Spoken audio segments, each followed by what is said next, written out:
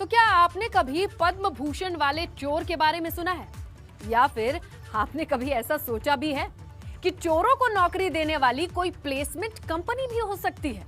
अगर नहीं सुना तो इस रिपोर्ट को देखिए, जिसमें नोएडा पुलिस के हाथ एक ऐसा ही शातिर चोर लगा है जिसके पास न केवल पद्म भूषण था, बल्कि वो प्लेसमेंट कंपनी के जरिए अपने शिकार को तलाश लेता था।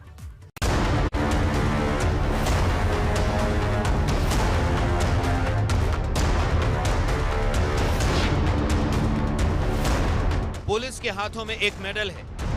ये मेडल यूं ही नहीं मिलता। ये पद्म भूषण, जिसे किसी क्षेत्र में खास काम करने पर सरकार देती है। पद्म भूषण पाने के लिए लोग जिंदगी खपा देते हैं। उनके काम उनकी पहचान बन जाता है।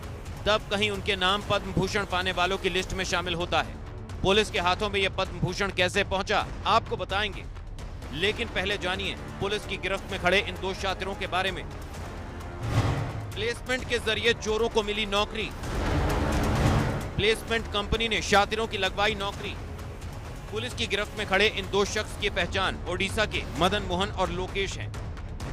ये दोनों ओडिशा से नौकरी की तलाश में दिल्ली आए थे। नौकरी पाने के लिए दोनों ने प्लेसमेंट कंपनी में अप्लाई कर रखा था। बीते 6 मार्च को दिल्ली के प्लेसमेंट कंपनी ने मदन मोहन को नोएडा के सेक्टर 19 में रहने वाले अंतर्राष्ट्रीय मूर्तिकार राम सुतार के घर पर घरेलू सहायक के रूप में नौकरी लगवाई थी। 8 मार्च को प्रसिद्ध मूर्तिकार अपनी पत्नी के साथ किसी काम से मुंबई चले गए और उसके ठीक अगले दिन यानी 9 मार्च को उनके घर पर लाखों की चोरी हुई, जिसमें शातिर करीब 25 लाख रुपए की नकदी और लाखों रुपए के जेवर चोरी करके ले गए थे। करीब 4 दिन बाद जब राम सुतार अपनी पत्नी के साथ वापस लौटे तो घर के अंदर का नजारा देखकर उनके होश उड़ गए।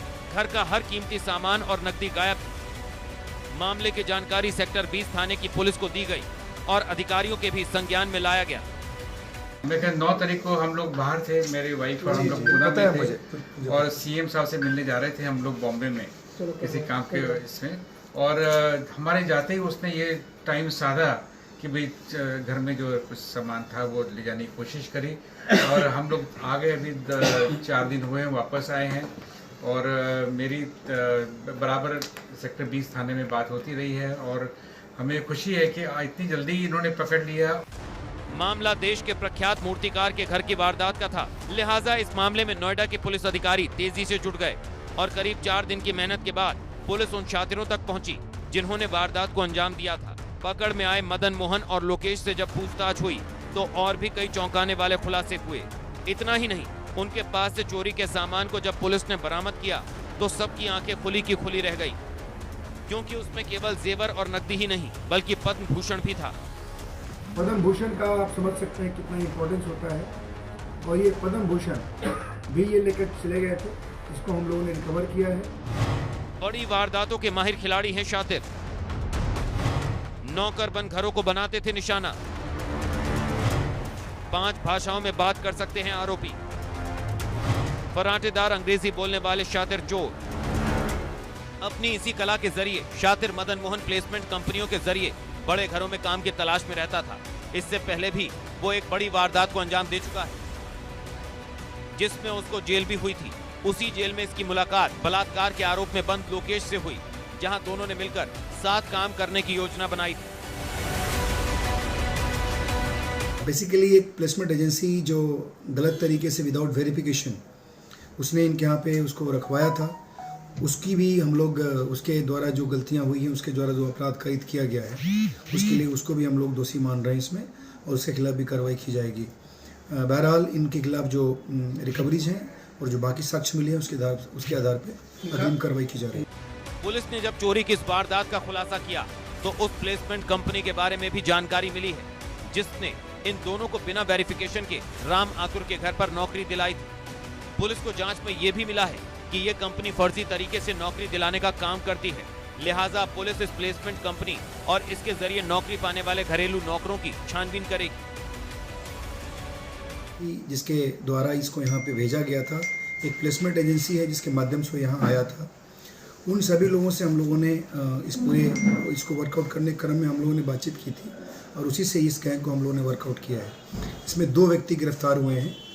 मुख्य रूप से जो मदन मोहन जो बालेश्वर उड़ीसा का रहने वाला है, वो नौकर के रूप में यहाँ काम करने आया था, उसको गिरफ्तार किया गया है। और एक लोकेश है जो इस पूरे घटनाक्रम में उसका साथ दिया, उसका सहयोग दिया और उसके द्वारा ही उसको यहाँ पे इनके घर पे प्लेस कराया गया था। जो लड़का है मदन, जो सर्वेंट के रूप में आया था, ये लड़का पहले भी गुड़गांव से 1 साल पहले 30 लाख की चोरी में जेल जा चुका है।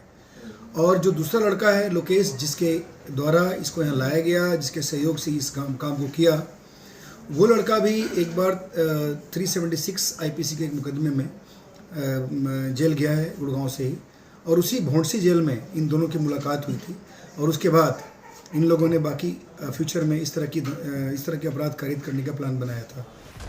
चोरी की इस वारदात के खुलासे से कई चौंकाने वाली बातें सामने आई, जिसमें सबसे बड़ी बात प्लेसमेंट कंपनी के जरिए शातिरों को लोगों के घरों में दाखिल होना और ऐसे शातिरों को काम दिलाने वाली प्लेसमेंट कंपनी का भी सामने आना शामिल है।